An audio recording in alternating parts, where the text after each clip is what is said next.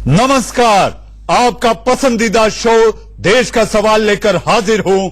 मैं हूं मनीष अवस्थी। अयोध्या विवाद पर सुप्रीम कोर्ट ने अपना ऐतिहासिक फैसला सुना दिया। विवादित स्थल पर मंदिर बनेगा और दूसरी जगह पर मुसलमानों को मस्जिद के लिए 5 एकड़ जमीन दी जाएगी। हम फैसले के हर पहलू और उससे जुड़े सवालों पर चर्चा करेंगे, मगर प्रधानमंत्री मोदी ने फैसले के बाद राष्ट्र के नाम अपने संबोधन में जो कुछ कहा, पहले उसका सार सुन लीजिए। आज अयोध्या पर फैसले के साथ ही 9 नवंबर की ये तारीख हमें साथ रहकर आगे बढ़ने की सीख भी दे रही है। आज के दिन का संदेश जोड़ने का है, जुड़ने का है और मिलकर जीने का है। इस विषय को भारत जिसके लिए जाना जाता है, और हम इस बात का गर्व से उल्लेख भी करते हैं, विविधता में एकता। विविधता में एकता, आज यह मंत्र अपनी पूर्णता के साथ खिला हुआ नजर आता है। गर्व होता है, हजारों साल बाद भी किसी को विविधता में एकता, भारत के इस प्राण तत्व को समझना होगा, तो वो आज के ऐतिहासिक दिन का, आज की घटना का जरूर उल्लेख करेगा। सर्वोच्च अदालत का यह फैसला हमारे लिए एक नया सवेरा लेकर के आया है। इस विवाद का भले ही कई पीढ़ियों पर असर पड़ा हो, लेकिन इस फैसले के बाद हमें यह संकल्प करना होगा कि अब नई पीढ़ी नए सिरे से न्यू इंडिया के निर्माण में जुटेगी। आइए एक नई शुरुआत करते हैं। अब नए भारत का निर्माण करते हैं। हमें अपना विश्वास और विकास इस बात से तय करना है कि मेरे साथ चलने वाला कहीं पीछे तो नहीं छूट रहा। हमें सबको साथ लेकर, सबका विकास करते हुए, सबका विश्वास हासिल करते हुए आगे ही आगे बढ़ते ही जाना है। ऐतिहासिक फैसले पर प्रधानमंत्री का यह पहला संबोधन इक्का दुक्का लोगों को छोड़ दे तो अयोध्या पर सुप्रीम कोर्ट के ऐतिहासिक फैसले का पूरा देश इस्तकबाल कर रहा है। मगर क्या फैसले से मंदिर विवाद के साथ ही मंदिर पर सियासत भी खत्म हो गई? ऐसा लगता नहीं, बल्कि अब नई सियासत की शुरुआत होती दिखाई दे रही है, जिसमें बीजेपी के साथ कांग्रेस और असदुद्दीन ओवैसी भी नजर आ रहे हैं। आज हम इसी मुद्दे पर बहस करेंगे, मगर आप पहले देखिए हमारी ये रिपोर्ट।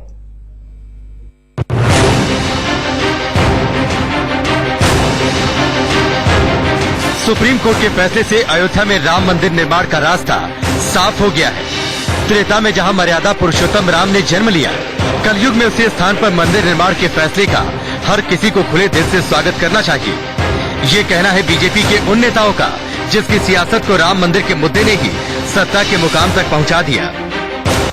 देखिए, ये एक उचित समय पर बहुत उचित निर्णय मिला है, और ये निर्णय में दरअसल कई बार कहा जाता ना कि जजमेंट होता है और एक डिसीजन होता है, तो ये सिर्फ डिसीजन ही नहीं है, ये जजमेंट भी है। ये केवल निर्णय ही नहीं है, ये न्याय भी है। तो इसलिए इस रूप में इसको देखने की जरूरत है।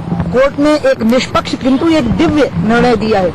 मैं तो अडवाणी जी के घर में उनको मत्था टेकने आई हूँ, क्योंकि अडवाणी जी ही वो व्यक्ति थे जिनने सूडो सेकुलरिज्म को चैलेंज किया था, और उसके लिए अयोध्या एक बहुत बड़ा उदाहरण बनी थी, और अडवाणी जी की ही बदौलत आज हम यहाँ तक पहुँचे हुए हैं। योग्य कदम है और अदालत को बहुत बहुत साधुवाद, धन्यवाद, जो 40 दिन तक लगातार बहुत 4-4, 5-5 घंटे दिन प्रतिदिन उन्होंने सुनवाई की है और जो उन्होंने एसआईटी की रिपोर्ट को भी मान्यता दी है। मैं जो राजनीति में आया वो इसी राम मंदिर के कारण आया, तो मुझे लगता है मेरा तो राजनीति में आना ही सफल हो गया।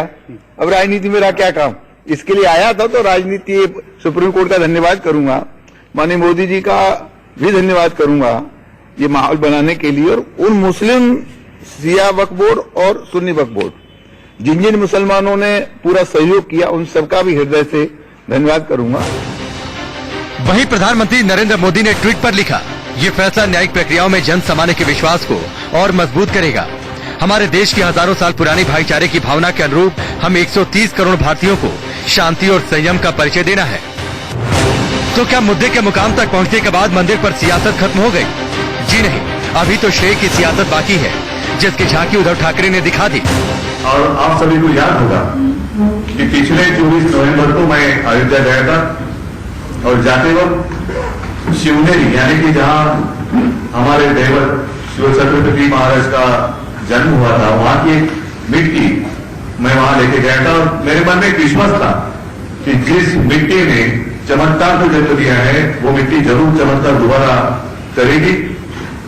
और यकीन हो ना हो, विश्वास भरोसा हो ना हो, पूरा 1 साल होने के अंदर नतीजा आप देख रहे हो। मैं चाहता नहीं, मैं जरूर आने वाले 2-3 दिन में फिर से एक बार शिवनेरी पर जाऊंगा और कोशिश मेरी ये भी रहेगी, कोशिश मतलब मैं तो जाना चाहता हूं, जाऊंगा भी। आने वाली 24 तारीख को शायद मैं जरूर अयोध्या जाऊंगा। उद्धव ने यह भी कहा कि कोर्ट के फैसले से मंदिर निर्माण का श्रेय बीजेपी को नहीं लेना चाहिए। उसे श्रेय तो तब मिलता जब हमारी मांग पर मंदिर के लिए फैसले से पहले ही कानून बना दिया होता। उधर कांग्रेस नेता पृथ्वीराज चौहान कह रहे हैं कि बीजेपी इस मुद्दे को भुनाने और इसका राजनीतिकरण करने से बाज नहीं आएगी। Let us not divide communities on religious grounds. Certain elements in the Bharatiya Janata Party wants to polarize this country on religious ground. Let's not get polarized at all. उधर असदुद्दीन ओवैसी फिर से खौफ फैलाने में जुट गए हैं। मेरा मानना यह है कि मुल्क जो है अब हिंदू राष्ट्र के रास्ते पर जा रहा है। संघ परिवार बीजेपी अयोध्या से इसको शुरुआत करेगी। एनआरसी, सिटीजन अमेंडमेंट बिल, ये तमाम चीजें ऐसी हैं जो बीजेपी इसको इस्तेमाल करेगी। साफ है कि संयम और सद्भावना की अपील के बीच सियासी खिचड़ी पकने लगी है। हर कोई अपने अपने स्वादानुसार मिर्च मसाला मिलाने लगा है। लेकिन क्या ये बेहतर नहीं होगा कि मंदिर की बुनियाद में ही उस पर होने वाली सियासत को हमेशा हमेशा के लिए दफन कर दिया जाए? Bureau report, India news. 1813 में पहली बार राम मंदिर विवाद अंग्रेजों के सामने आया था और अंग्रेज इसे नहीं सुलझा पाए थे। आस्था, तथ्यों और इतिहास के आधार पर आज 9/11, जी हां 9/11 में इतिहास के पन्नों में एक नया पृष्ठ जुड़ गया है, जब सर्वसम्मति से पंच परमेश्वर ने यह लिख दिया, मुहर लगा दी और इस फैसले को अंजाम दे दिया। लेकिन ये कहां विराम लगेगा ऐसा दिखाई नहीं देता, क्योंकि सियासत के जो लोग हैं सियासी रोटी सेकने में पीछे नहीं। बस इसी बात को लेकर मचा है बवाल और मैं लेकर आया हूं देश का सवाल। जी हां, देश का सवाल में मेरे साथ मेहमानों का एक पैनल है। आपसे मेरी इल्तिजा है, आपको यहां बोलने के लिए बुलाया गया है, एक दूसरे को नीचा दिखाने के लिए नहीं। सोचे वही जो आप बेहिचक बोल सके और बोले वही जिसका आप जवाब सुन सके। ये देश का सवाल है। मेरे साथ गोपाल कृष्ण अग्रवाल, बीजेपी का पक्ष रखने के लिए बीजेपी के प्रवक्ता। मेरे साथ सखी खान राठौर साहब, आप इस्लामिक स्कॉलर हैं, आप मुंबई से जुड़े हैं। मेरे साथ चेतन सिंह, जी आप राजनीतिक विश्लेषक हैं, लेकिन आप लगातार इनकी विचारधारा को जानते समझते हैं। मेरे साथ प्रोफेसर कपिल कुमार, एक जाना माना चेहरा, इतिहासकार, जिन्होंने इस मुद्दे से जुड़े कई काम किए हैं। मेरे साथ विष्णु शर्मा साहब, जी हां विष्णु शर्मा साहब, आप दिल्ली बार के सचिव हैं। मेरे साथ मेरे अपने सहयोगी जो लगातार कोर्ट में हो रही हलचल। और उसके साथ अब से कुछ देर पहले एक ताजा तस्वीर, एक ऐसी एक्सक्लूसिव तस्वीर दिखाई जिसमें पांचों पंच परमेश्वर एक साथ थे और मेरी अपनी सहयोगी अयोध्या से रीमा पाराशर वो भी कुछ मेहमानों के साथ जुड़ी हैं। आशीष, सबसे पहला सवाल आपसे, आप लगातार कवर कर रहे थे, सियासत हो रही है, आपने रिपोर्ट में देखा कोई कम तो कोई ज्यादा क्रेडिट लूटने की हूड़ है। अब यह बताइए कि पुनर्विचार याचिका को लेकर आपको लगता है किसी की पैंतरेबाजी चल पाएगी? देखिए मनीष जी, ये तो तय मान के चलिए कि इस मामले में पुनर्विचार याचिका दाखिल की जाएगी। जो मेरे सोर्स हैं, आज एक मीटिंग हुई राजू धवन के घर पर, जिसमें जफर याब जिलानी साहब थे, शमशाद थे, शकील साहब थे। इन सबों ने मीटिंग बैठकर की। शमशाद साहब और शकील साहब दोनों ही एओआर है, जबकि जफर याब जिलानी साहब सीनियर काउंसिल है सुन्नी वक्फ बोर्ड के। मीटिंग में ये तय हुआ है कि हम रिव्यू फाइल करेंगे, लेकिन कब फाइल करेंगे ये फिलहाल अभी कोई बताना नहीं चाहता। दूसरी अहम बात, सोर्स ये भी कह रहा है कि अभी फिलहाल ये रुक रहे हैं ताकि CGI justice Ranjan Gogoi retire हो जाए, उसके बाद ये रिव्यू पिटीशन फाइल करें। अभी ये रिव्यू पिटीशन फाइल करते हैं तो सेम बेंच के सामने जाएगा जिसकी अध्यक्षता सीजीआई जस्टिस रंजन गोगोई करेंगे। उम्मीद यही है कि अगर उनके सामने जाएगा तो रिव्यू खारिज हो जाएगा, इसलिए वो इंतजार करेंगे जब CGI justice Ranjan Gogoi retire हो जाए। दूसरी अहम बात, निर्मोही अखाड़ा भी इस मामले में कोर्ट के फैसले को देख रहा है। ऑफ द रिकॉर्ड तो निर्मोही अखाड़ा जरूर ये कह रहा है कि हम रिव्यू फाइल करेंगे, लेकिन ऑन द रिकॉर्ड वो ये कह रहे हैं कि हम अभी फैसले को पढ़ रहे हैं और आगे आने वाले समय में अपनी लीगल जो स्ट्रेटेजी है वो तय करेंगे।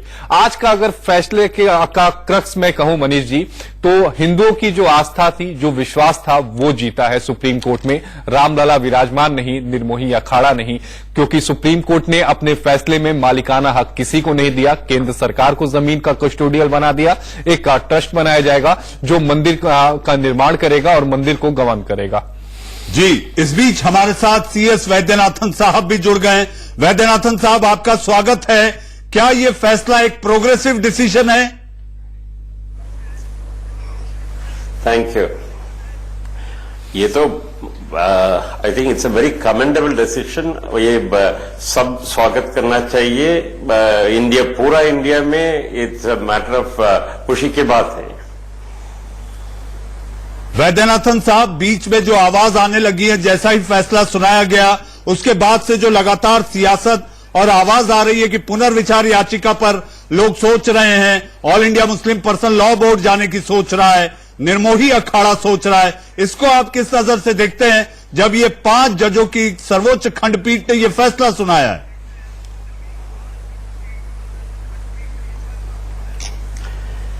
देखिए, रिव्यू पिटीशन तो सब पार्टीज का राइट है, मगर मेरे हिसाब से जैसे ये जजमेंट दिया है, यूनानिमस जजमेंट है, 5 जज का यूनानिमस जजमेंट है, 40 दिन हियरिंग के बाद और 1045 पेजेस का 1045 पेज का जजमेंट है।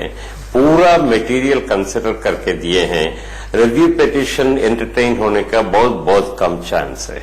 वैद्यनाथन साहब, जिस वे में आपने आर्गुमेंट किया और पराशर सर ने आर्गुमेंट किया, नो डाउट वो एक अल्टीमेट था। वो मतलब सुनना, मैंने 40 दिनों तक आप लोगों को सुना, वो अल्टीमेट था मेरे लिए एक्सपीरियंस। एक सवाल यहां पर मैं आपसे जरूर पूछना चाहूंगा कि सुप्रीम कोर्ट का जो फैसला है, जिसमें सुप्रीम कोर्ट ने जो जमीन का कस्टोडियल है वो सेंट्रल गवर्नमेंट को बना दिया। चूंकि आप रामलला के वकील हैं, रामलला विराजमान की तरफ से आपने बहस की, आप इस फैसले को कैसे देखते हैं, खासकर इस भाग को? ये तो वैसे 92 एक्ट में ही ऐसे ही था कि सेंट्रल गवर्नमेंट के कस्टडी पे रहेगा। उसके बाद जब ये कॉन्स्टिट्यूशन बेंच 1994 में डिसाइड किया, उस वक्त भी उन्होंने बोला सूट को रिवाइव करके, टाइटल सूट को रिवाइव करके कंसिडर करेंगे इलाहाबाद हाई कोर्ट। उसके बाद यहां सुप्रीम कोर्ट में आ गया, मगर उसमें भी क्लियर स्पष्ट किया है कि under section 6 it will be the central government which will ultimately, after the title suit is decided, which will hand it over to the society. So therefore, Vaidyanathan साहब, जो सुप्रीम कोर्ट ने कहा उसमें कोई there is nothing new. Vaidyanathan sir, मामले की सुनवाई के दौरान रामलला विराजमान की तरफ से कई बार कहा गया सुप्रीम कोर्ट की संविधान पीठ के समक्ष कि अब ये वक्त है कि इतिहास में जो हमने भूल की है उसको सुधारा जाए। नहीं, अभी उसके कॉन्ट्ररी कोई जजमेंट में कुछ नहीं कहा. It is absolutely the rights of Ramlalla have been recognised, and I think person to this judgement, central government will necessarily have to act to ensure that the proper temple comes up, and it is entrusted to a society which will run the temple. Vaidyanathan sir, supreme court ने अपने फैसले में माना कि कभी भी exclusive जो right है ऑनरशिप का वो सुन्नी वक्फ बोर्ड के पास नहीं था. एसआई के फैसले पर सुप्रीम कोर्ट ने रिलाई किया है.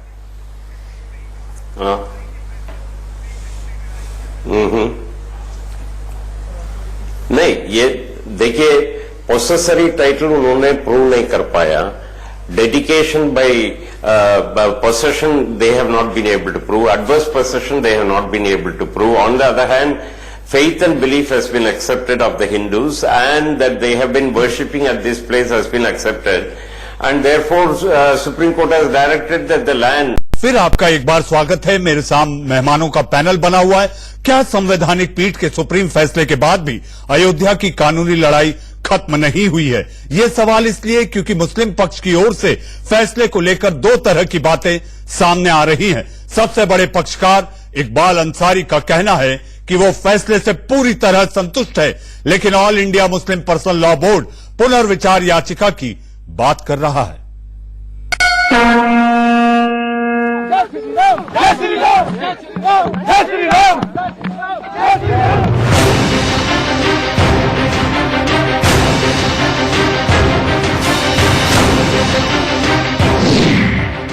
सुलझ गया देश का सबसे बड़ा विवाद.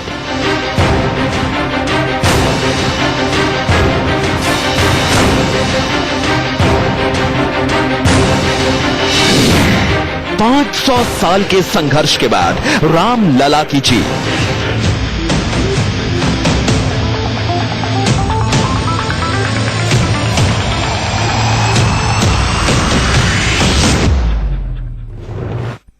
प्रोफेसर कपिल कुमार, आप खुद एक बहुत बड़े इतिहासकार हैं और आज अदालत में आस्था तथ्य के साथ साथ अगर सबसे बड़ी वजह जो आधार बना वो एएसआई की रिपोर्ट भी है. सबसे पहले तो क्योंकि आपने इतिहासकार कहा तो सबसे पहले मैं प्रणाम करूंगा 1857 के दो शहीदों को, बाबा रामशरण दास और अमीर अली, जिन्होंने 1857 के अंदर अयोध्या के अंदर सभा करके वही निर्णय लिया था जो आज निर्णय हमारे माननीय सुप्रीम कोर्ट ने दिया है कि हमें अंग्रेजों के खिलाफ लड़ना है, हमें आपस में नहीं लड़ना है, और हमको ये भूमि जो है राम जन्म भूमि है और ये हिंदुओं को दे दी जाए.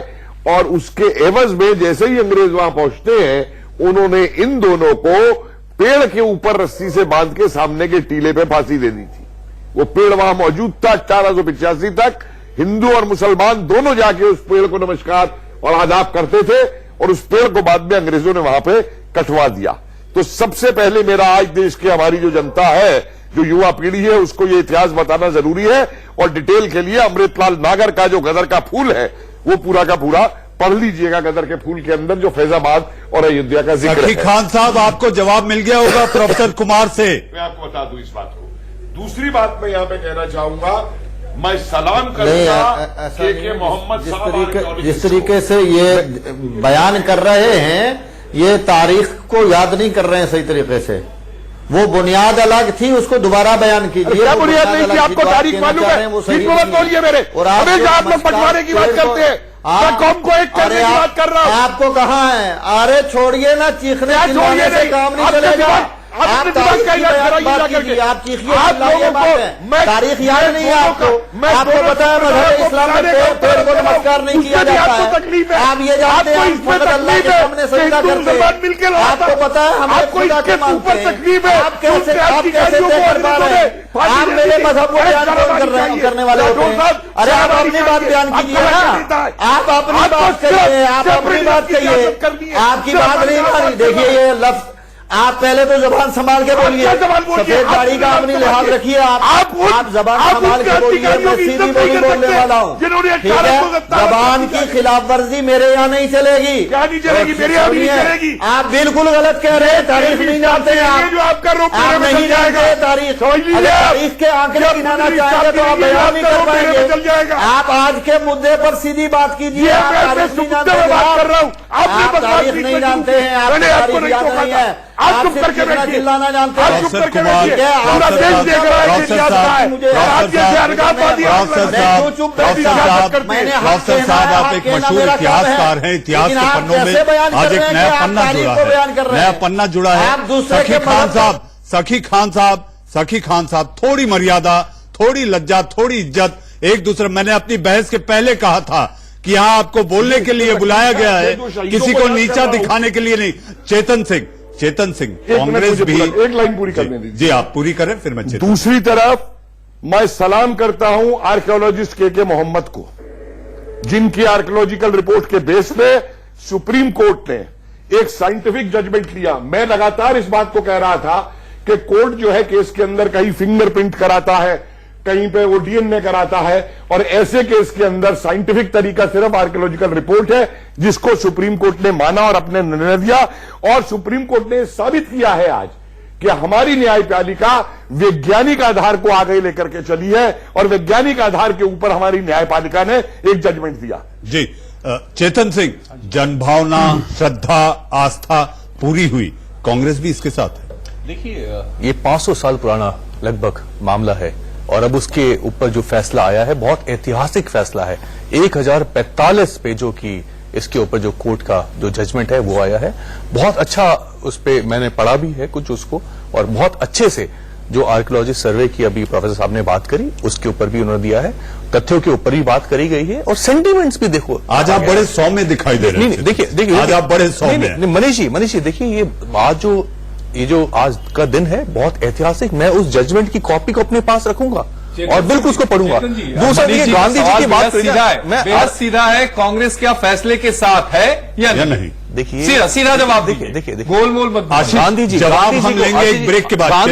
चेतन जी जवाब आप ही से लूंगा, मुझे एक छोटा सा ब्रेक लेना है। जी हाँ, ब्रेक के बाद देश का सवाल जारी है, एक छोटे से ब्रेक के बाद।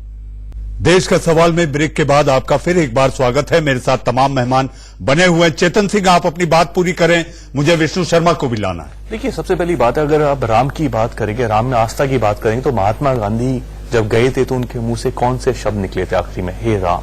तो देखिए पूरी चाहे कोई बात। चेतन आप वो जवाब नहीं दे रहे जो कि मैंने आपसे सवाल पूछा। आशीष ने भी इस बात का जिक्र किया। देखिए यहाँ पर समझने की बात, आप वकील हैं, मुझे पता है आपको अपील दलील समझती है, लेकिन आप वो जवाब नहीं दे रहे जो देना चाहिए। देखिए, जवाब मैंने बिल्कुल स्पष्ट किया। इसके ऊपर जो ये हमारे एक जो सर्वोच्च अदालत का जो फैसला आया है, हमें एक जिम्मेदार नागरिक के तरीके से हमें बिहेव करना चाहिए, हमें उनकी बातों को मानना चाहिए जो ऑर्डर में लिखी गई है, जो स्पष्ट कर दिया गया है, और हमें समझ के उसको आगे। ये तो न्याय संगत बात हो गई, ये तो मानना, अब ये तो फैसला है। लेकिन कांग्रेस क्या सोच रही है? कांग्रेस की विचारधारा क्या जो आज फैसला आया इसके साथ है? मैंने आपसे कहा आस्था, श्रद्धा और जनमानस के लिए जो ये फैसला आया है, सुप्रीम कोर्ट के विरोध कोई नहीं जाएगा। सुप्रीम कोर्ट का जिसमें सब में विश्वास है, सर्वोच्च अदालत है हमारे देश की, सुप्रीम कोर्ट के जो जज का फैसला है वो सबका फैसला है, सब उसको बात। जी आप बोलने से कतरा रहे हैं, बच रहे हैं। चेतन में आपकी 370 की तरीके से कांग्रेस में भी साथ में 35 करोड़ भारतीयों की ये भारतीयता की जीत हुई है, लोकतंत्र की जीत है। जी चेतन गोपाल जी, आता हूं आपके पास। विष्णु शर्मा जी को मैं बहुत देर से ला नहीं पाया अभी तक बहस में। विष्णु जी, आज जो फैसला आया है, समझौते की तमाम कोशिशें हुई, क्या ये आम सहमति से जो फैसला आया, और ये फैसला बड़ा सीधा है, आम सहमति से होता तो अच्छा होता? गुहार थी, पुकार थी? देखिए, सबसे पहले तो 130 करोड़ जो हमारे देशवासी हैं उनको बहुत बहुत बधाई हो। इतना बड़ा फैसला सुप्रीम कोर्ट ने आज लिया है। आम सहमति से इसलिए नहीं आ सकता था मनीष जी, क्योंकि 30 सितंबर 2010 जिस दिन से सुप्रीम कोर्ट आया, हाई कोर्ट ने पहले ही डिसाइड कर दिया था कि ये पार्टीशन का सूट नहीं है, ये टाइटल का सूट है। और टाइटल का सूट जो डिसाइड होता है, कोई भी अगर एक प्रॉपर्टी का भी अगर सूट डिसाइड होता है तो उसमें ओनरशिप के डॉक्यूमेंट देखे जाते हैं। उसमें देखे जाता है कि एडवर्स पोजेशन कब से है, टेनेंसी है कि नहीं है, अलग अलग लाइसेंसी और अलग अलग डॉक्यूमेंट्स क्या है। अगर इसके अंदर देखें, ओवरऑल देखें, तो इसमें एडवर्स पोजेशन का देखिए किस तरीके से आ रहा है। इन्होंने 1950 के बाद बताया कि हमारी मस्जिद, वो मस्जिद खाली थी, वहां नमाज या बाकी जो चीजें होती थी वो 1950 के बाद कहीं कहीं होती रही। विष्णु जी, हम बहस के आखिरी पड़ाव में मैं आपसे जानना चाहूंगा, समझौता सहमति क्या इसका एक आधार बन सकता था? नहीं, देखिए अगर ये बन सकता होता तो मेरे ख्याल से शायद इतना 100 साल से ज्यादा का इंतजार नहीं करना पड़ता। 1950 से 2019 आ गया, ये नहीं बन सकता था। और जब ये पेशकश आई समझौते की और इस तरीके की, तब तक हाईकोर्ट उससे पहले फैसला दे चुका था। और ये समझौता, गुहार, पुकार सब बेकार। देखिए 90 के दशक में भी कोशिश की गई इस मसले के समझौते को लेकर। मनीष जी, जब मामला हाईकोर्ट में था उस समय भी हाईकोर्ट के जो सिटिंग जज थे जो इस मामले की सुनवाई कर रहे थे, सभी पार्टी को इंडिविजुअल अपने चैम्बर में बुलाकर मामले के समझौते की कोशिश की, नहीं हो पाया। उसके बाद फैसला आया। फिर मामला जब सुप्रीम कोर्ट में आया तो सबसे पहले समझौते की पहल की थी जस्टिस खेयर ने।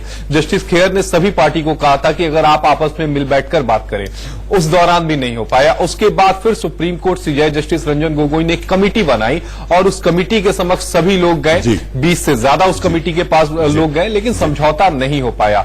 अब जो फैसला आया है, उम्मीद यही है कि लोग मानेंगे। जी प्रोफेसर कुमार, तहजीब भी दिखाई देती है। हिंदुओं ने कुरान ली, ऐसा भी हुआ था ना आशीष की हिंदुओं ने कुरान ली और मुसलमानों ने पुराण। प्रोफेसर कुमार, ये अपने आप में गंगा जमनी तहजीब भी है। देखिए, अयोध्या के बारे में तो मैं आपको लगातार बता रहा हूं कि मेरी खुद की जो किसान आंदोलन की रिसर्च है उसमें जय सीताराम का जो नारा था वो किसानों की एग्जैक्टली के उसमें काम आता था। बाबा रामचंद्र ने पूजी रामायण की चौपाइयां वहां पे पढ़ के किसानों को लामबंद किया और हिंदू मुसलमान एक होके चलते थे। मदारी पासी थे जो कथा सत्यनारायण और मिलाद शरीफ को साथ लेकर के, कथा को साथ लेकर बना करके चलते थे। पूरा का पूरा एक था इलाका। और मैंने बार बार एक बात कही थी कि इसे अयोध्या के लोगों को छोड़ दीजिए, तो अपने आप फैसला करके बाहर वाले नहीं करेंगे। प्रोफेसर साहब, गोपाल जी मान लीजिए कि अब आप ये जो फैसला आया है इसका राजनीतिक उपयोग नहीं करेंगे।